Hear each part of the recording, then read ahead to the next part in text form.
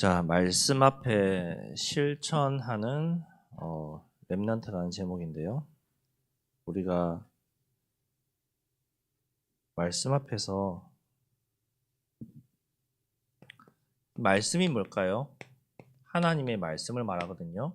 이 하나님의 말씀 이 앞에서 그냥 듣고 끝나는 것이 아니라 사실적으로 실천할 수 있어야 된단 말이에요. 실천하지 못하면은 응답받지 못해요. 실천하지 못하면은 은혜 받지 못하고, 실천하지 못하면은 나에게 아무런 변화가 일어나지 않아요. 그래서 실천해야 된단 말이에요. 자, 오늘 본문은요. 자, 하나님의 말씀에 순종하여 영적 전쟁을 위해서 즉각 실천하는 이스라엘 백성들을 말하고 있어요. 즉 앞에 우리가 지난주 봤던 1장은 앞부분은 하나님이 여호수아에게 주신 언약과 이제 약속이라면은 뒤에 나오는 오늘 본문 말씀은 이 말씀을 붙잡은 여호수아하고 백성들이 즉각적으로 순종하는 거예요. 실천하는 거예요. 자, 제가 자주 한 번씩 했던 말씀인데요. 우리가 기준이라는 것이 있어야 돼요. 첫 번째로 우리 신앙의 기준은 뭐예요? 하나님의 말씀인 성경이 돼야 돼요. 그러면 성경의 기준은 뭐예요? 예수가 그리스도라는 사실이에요. 이 성경에서 말하고자 하는 목적은 뭘까요? 생명이 살아나는 구원 얻는 거예요. 그럼 성경에서 말하는 비전은 뭐예요? 곧 세계 복음화예요.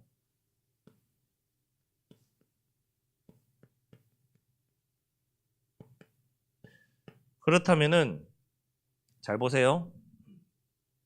기준이 우리 신앙생활 하는 데 있어서 기준이 하나님 말씀 성경이어야 된댔죠. 이 성경에서 말하고자 하는 것은 곧 예수가 그리스도다. 그 그리스도가 우리를 위해서 이 땅에 오셨고 우리를 구원하신 구원자다. 그 구원이 목적이에요. 여기까지 이해되죠? 그 구원의 은혜로 우리가 세계복음화 이 꿈을 품고 가는데 뭐가 있어야 돼요? 힘이 있어야 되잖아요. 능력이 있어야 되잖아요. 그래서 이 능력이 곧 뭐죠? 하나님의 말씀이다. 이 말이에요. 그래서 이 말씀이 하나님의 말씀이 다시 나에게 기준이 돼야 된다. 왜? 말씀이 나의 능력이 되고 나의 힘이 되기 때문에. 그렇기 때문에 이 말씀이 나에게 기준이 돼야 된다. 이렇게 붙잡으셔야 돼요. 그렇다면은 이 말씀을 기준으로 실천할 수 있어야 되잖아요. 말씀이 나에게 능력이 되니까 당연하게 이 말씀의 기준으로 실천해야 돼요. 말씀을 기준 삼아서 실천해야 돼요. 그 내용이 10절에서 11절에 나오는 거예요. 그 전에 명령에 뗐어요. 8절에서 9절에 명령. 무엇을 명령하셨어요? 그 앞에 보니까 내 율법책을 내 입에서 떠나지 말게 하며 하나님의 말씀을 네 입에서 떠나지 말게 하며 주야로 묵상하여 그냥 말씀 계속 묵상하란 말이죠. 그 안에 기록된 대로 다 지켜 행하라. 그리고 9절에 두려워하지 말라. 놀라지 말라. 명령하고 있는 거예요. 하나님이 저와 여러분에게 말씀하고 있는 거예요. 즉, 이 말을 행해라, 순종해라, 실천해라. 그러면은 이 명령, 8절에서 9절이라고 했죠? 두 번째로 이 명령을 따를 때 어떤 일이 났죠? 요단강을 건넜어요. 요단을 건넜어요. 이 요단의 의미는요, 뭐냐면은 우리 렘넌트 후대를 말하는데요. 이 요단의 의미는 뭐냐? 조금 더 말씀드리면은 자, 잘 생각해 보세요. 이스라엘 백성들이 애굽에서 나와서 처음에 어디 건넜어요? 어디 건넌지 아세요? 홍해를 건넜죠. 그렇죠? 홍해를 믿음으로 처음에 바로 건너버렸을까요? 아니에요. 원망했어요. 못 건넌다고 했어요. 근데 하나님이 모세에게 말씀을 주셔서 모세가 믿고 순종함으로 홍해에 발을 디디는 순간 물이 갈라졌어요. 백성들이 건넜어요. 그렇죠? 그러면은 그 일을 본 사람들이 하나님 믿는 것이 불가능할까요? 아니죠. 믿을 수 있죠. 당연하게. 그 어마어마한 기적을 다 체험했으니까, 봤으니까. 여러분 보고 어디 가지도 않았고 체험하지도 않은 사실을 믿으라고 하니까 힘들잖아요. 조금 더 솔직하게 얘기해 볼까요? 눈에 보이지 않는 하나님이란 존재, 예수가 그리스도라는데 나는 체험도 안 했는데 믿으라니까 잘 믿어지나요? 잘 안 믿어지거든요. 잘 안 믿어지니까 결과가 뭐예요? 예배가 중요한지 왜 예배 드려야 되는지도 모르는 거거든요. 당연한 거예요. 근데 그 백성들은 그 홍해가 갈라지는 걸 봤어요. 그럼 믿어야 되잖아요. 근데 믿었어요? 믿었어요. 그거 보고도 안 믿었어요. 그거 체험하고도 안 믿었어요. 그래서 어떻게 됐죠? 광야에서 다 죽어버렸어요. 그 뒤에 태어난 후대들, 렘넌트들, 자녀들이 다시 한 번 더 하나님의 역사를 하나님 보여주신 거예요. 그 사건이 요단강 사건이에요. 다시 요단강이 갈라졌어요. 말이 안 되는 거잖아요. 홍해도 가르신 하나님께서 요단을 못 가르실까요? 가르시죠. 그 요단을 가르셨단 말이에요. 자, 이 사실을 놓고 하나님을 믿지 않는 사람들이 뭐라고 말하냐면은 그 시기에 성경에는 분명히 물이 넘쳤다고 돼 있는데 에이 조금 말랐어. 가물어서 건넜던 거야. 그렇게 말하네요. 좋아. 그렇다 치자. 그러면 홍해는 뭘까요? 도수 간만의 차로 갯벌이 일어나서 건너갔어. 그렇게 말하는 사람들도 있어요. 그러면 그 간만의 차로 처음부터 끝까지 다 갈라질까요? 말이 안 되는 거죠. 좋아요. 그렇다 칩시다. 그럼 그 시간에 그거 갈라지는 것도 기적이잖아요. 그 시간에 그것이 갈라져서 건너는 것도 기적이에요. 그 시기에는 우리나라 지금 현대사회처럼 몇 시 몇 분에 갈라진다. 이거 그렇게 자세히 알았을까요? 그렇게 자세히 몰랐을 거란 말이에요. 어느 때에 갈라진다는 대충은 알고 있었지. 그러니까 말씀이 분명히 말하고 있는데 이 말씀을 못 믿게 하려고 많은 사람들이 갖다 붙이는 거예요. 그래서 저와 여러분은 이 요단강 사건 우리에게 적용하자면은 이제 가나안 땅 들어가기 전에 마지막 관문이었어요. 경계선이었어요. 이 부분을 믿음으로 하나님이 주신 은혜로 건넜다. 이거 확인하라는 거예요. 즉 불신앙 더 이상 하지 말라는 거예요. 너네가 할 수 없는 거 하나님께서 하시니까 믿고 순종해서 나가라는 거예요. 불신앙하지 말라는 거예요. 그때 어떤 일이 일어났죠? 약속하신 이 땅을 차지한댔어요. 땅을 차지한댔어요. 약속의 땅을 차지하는 거예요. 하나님이 약속하신 것을 믿고 순종할 때 약속한 이 가나안 땅을 정복하는 역사가 일어나는 거예요. 자, 그렇다면 두 번째로 기준으로 실천했댔잖아요. 기준으로 실천해서 요단이 갈라지고 땅을 정복한 응답을 받은 거거든요. 그럼 이 응답을 우리가 받았으니 이 응답 받은 자의 실천. 내가 하나님의 응답을 받았어요. 그래서 이제 실천해야 될 거 아니에요.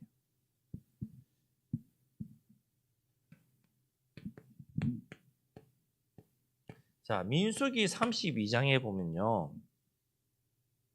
어떤 내용이냐면요. 이스라엘 백성들이 모세의 명령을 따라서 광야길을 가고 있는데 전쟁을 한번 했어요. 싸웠어요. 그래서 요단 동편 땅을 먼저 받았어요. 그러니까 요단 동편 땅을 먼저 받았는데 그 땅을 보니까 목초지예요. 목초지가 뭐예요? 풀이 많은 곳이죠.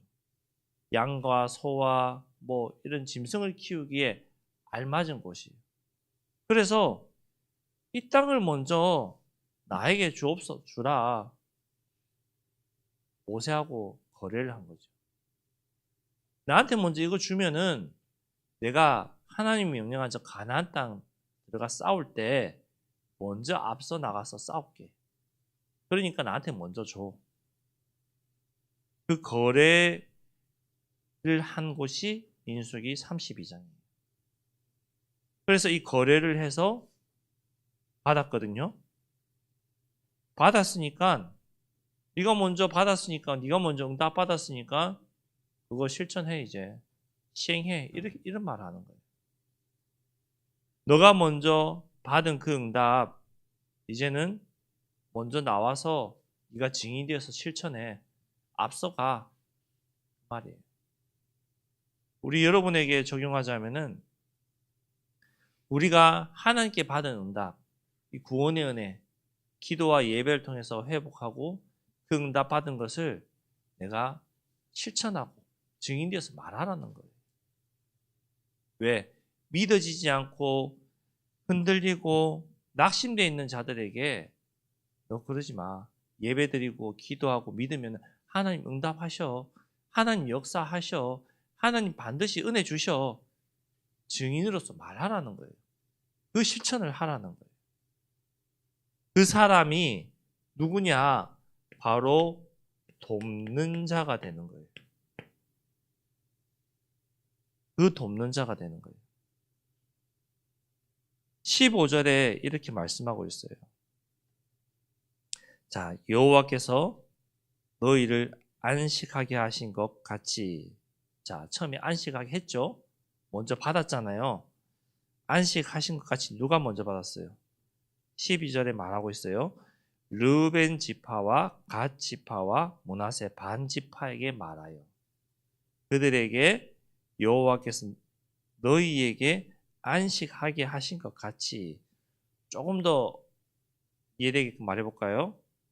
자, 우리 배세연, 배하원, 우리 인수가 너가 먼저 응답 받았으니까 네가 먼저 나가라. 증인대 서라. 말이에요. 그래서 14절 후반에 형제보다 앞서가서 그들을 돕되 여호와께서 너에게 안식하게 하신 것 같이 너에게 먼저 응답 준 것 같이 너희 형제도 응답받고 안식하며 그들도 너희의 하나님 여호와께서 주시는 그 땅을 차지하기까지 하라. 그리고 너희는 너희 소유지 곧 여호와의 종 모세가 너희에게 준 요단 이쪽 해돋는 쪽으로 돌아와서 그것을 차지하려. 다시 돌아와서 그 응답을 누릴 수 있고 차지할 거다. 보장하신 거예요. 자, 전쟁에 나가면 죽을 수도 있는데, 그렇죠? 근데 하나님 보장하셨어요. 후반에 다시 돌아와서 그것을 차지할 거라고 보장하신 거예요. 얼마나 큰 보장이에요. 전쟁에 나가면 죽을 수 있는데, 아니 너가 안 죽어. 내가 보장할게. 무조건 앞에 나가 싸워. 그 말씀하신 거예요. 정확하게 말하자면 보장된 축복이에요. 그런 자는 전능하신 하나님이 보장하셨다니까요. 무엇을? 세 번째로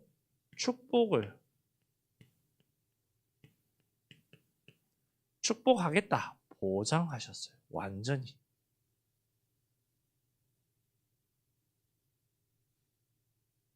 우리를 보장하신 하나님께서 이제는 어떻게 이 말씀으로 우리가 세워지기를 원하고 계세요.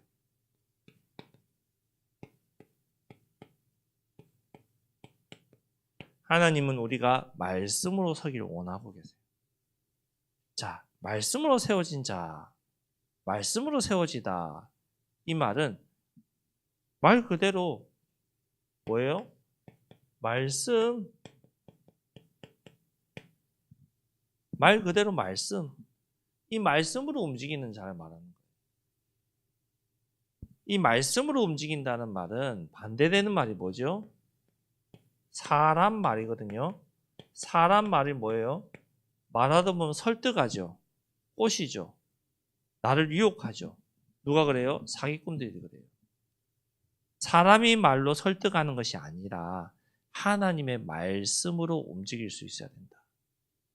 사람의 말로 여러분을 설득해서 꼬셔서 이해시켜서 하라고 하는 것이 아니라 하나님 말씀에서 15절에 보장하셨으니까 하나님 내가 이 보장하심을 믿고 움직이겠나이다. 이렇게 움직이라는 말이에요. 보장된 축복을 말하는 거예요. 이 하나님의 말씀으로 움직이면은 사람의 말이 아닌 자연스럽게 임하는 축복이 뭐냐? 임마누엘. 하나님이 함께 하시는 축복을 누리는 거예요. 당연히 따라오는 축복이에요. 그래서 이 순종하는 기준이 능력이 아니에요. 우리가 순종하는 기준은 바로 임마누엘이에요. 하나님이 함께 하심을 믿는 거예요. 그 비밀이 순종이에요. 세 번째로 그냥 뭐가 있을까요? 뭐가 생길까요? 전능하신 하나님이 우리와 함께 하니까 말씀으로 내가 순종하여 나갔을 때 임마누엘 하시는 하나님이 함께 하시니까 나에게 뭐가 임할까요? 담대함이 임합니다. 담대해 줄 수밖에 없어요. 담대하지 마라고 해도 담대하는 거예요. 즉 믿어지는 거예요. 당연히 믿어지는 거예요. 어떻게 담대했어요? 공동체가 되어서 함께 나아가서 담대했잖아요. 공동체가 됐어요. 먼저 받은 사람, 나는 먼저 받았으니까 나는 끝, 나는 더 이상 안 가도 돼. 그랬나요? 아니요. 함께 공동체가 되어서 먼저 받은 응답을 받은 사람이 앞서간 거예요. 공동체가 되니까 이길 수밖에 없는 것이죠. 자, 전쟁을 하는데 한 부족만 나가서 싸워서 이길 수 있죠. 하나님이 하시면. 근데 그렇게 하는 것보다 전체가 하나 되어서 나가면은 더 빨리, 더 쉽게, 더 피해가 적게 이기겠죠. 공동체가 돼야 된다. 결론적으로 우리가 이런 모든 응답을 받고 싶어요. 받기 싫은 사람 아무도 없어요. 결단해야 돼요. 무엇을 내가 실천할 것을 하나님 앞에서 결단하고 실천할 수 있어야 돼요. 자, 무엇을 실천해야 될까요? 뭐가 나왔어요? 계속 말씀이거든요. 말씀이 계속 나오고 있는 거예요. 그러면은 이 말씀을 실천하려면 어떻게 돼요? 말씀을 읽어라. 말씀 읽어라. 말씀을 읽어야 돼요. 여러분 공부하는 데 있어서 그냥 가만히 있으면 머릿속에 들어와요? 안 들어오잖아요. 공부해야지, 실천해야지 내 머리에 들어오잖아요. 내 것이 되잖아요. 내가 얼만큼 실천하냐에 따라서 그 공부한 내용이 내 것이 되냐 안 되냐. 당연한 거죠, 그거는. 그래서 하나님 말씀을 따라가려면은 말씀을 읽으란 말이에요. 그 말씀을 읽고 순종해야 하는데 이 순종하는 시간이 바로 축복된 시간이거든요. 이 가장 축복된 시간이 뭘까요? 늘 말하고 있는 예배라는 거죠. 예배. 예배가 가장 축복된 시간이에요. 이 예배를 통해서 나의 삶의 영적인 규모를 바꿔야 돼요. 자, 하루를 시작하는데 예배를 시작하면 좋은데 힘들잖아요. 잘 안 되잖아요. 그러면은 뭘로 시작해야 될까요? 예배보다 조금 할 수 있는 거, 기도로 시작해야 돼요. 기도로. 기도를 시작하고 내가 길을 가면서 뭘로 해야 될까요? 기도도 하면서 찬양으로 하나님의 은혜를 구해보세요. 여러분, 일주일에 찬양 몇 번 들어요? 몇 번 해요? 반대로 또 물어볼까요? 일주일에 가요 얼마나 들어요? 얼마나 흥얼거려요? 뭐가 먼저 돼야 될까요? 뭐가 더 많이 돼야 될까요? 하나님의 말씀, 찬양하는 시간이 더 많아져야 돼요. 더 많아야 돼요. 하나님 자녀로서 당연히 그래 해야 돼요. 근데 잘 안 되죠. 도전하세요. 계속 도전하세요. 언제? 될 때까지. 마지막, 이 축복을 누리는, 결단하는, 실천하는 방법이 바로 전도요, 선교예요. 자, 특별히 당장 이번 주에 네팔 선교 가는 우리 중직자님들이 있어요. 5분이 계세요. 어른주보에 써놨거든요. 여러분, 렘넌트가 하나님 앞에 기도하면 하나님 정말 기뻐하시고 바로 또 응답하시거든요. 우리 중직자님들 놓고 여러분 기도해 주셔야 돼요. 저 누군지 모르는데요. 그래서 제가 친절하게 어른주보에 이름 써놨어요. 최소 렘넌트의 양심을 가지고 오늘 한 번만이라도 기도해야 돼요. 매일 한 번씩 하면 좋은데 오늘 한 번이라도 하나님 네팔 선교 가는 우리 이분들 하나님 은혜 받고 응답 받고 돌아오게 해주세요. 이 기도 할 수 있어야 돼요. 그리고 또 2월 달에 필리핀 선교 9명이 가요. 저를 포함해서. 그 9명을 놓고 나는 안 가니까 기도 안 해야지. 아니요. 기도할 수 있어요. 기도해 줘야 돼요. 그것이 하나님이 가장 기뻐하시는 전도 선교고 내가 함께 응답받는 비밀이에요. 자, 보내는 선교사, 함께하는 선교사 이런 말 많이 들어봤죠. 내가 보내는 선교사의 응답을 받고 나는 가지 않았지만 함께하는 선교사의 응답을 받는 거예요. 자, 그 응답의 대표적인 축복이 우리 주일학교에서 받은 응답이 뭔지 아세요? 제가 또 이 말해요. 필리핀 첫 선교. 필리핀 첫 선교. 그 선교에서 선교를 가기 위해서 우리가 계속 뭐 했죠? 기도했잖아요. 그리고 선교사님하고 한 달에 최소 한 번씩 모여서 포럼하고 기도 제목 나누고 기도했거든요. 그리고 캠프했고 우리도 캠프했고 현장에서 캠프했고 그 이후에 절대로 무너지지 않는 제자가 세워졌어요. N이라는 제자. 제가 계속 얘기하죠. 제가 어제도 성교사님하고 통화했는데요.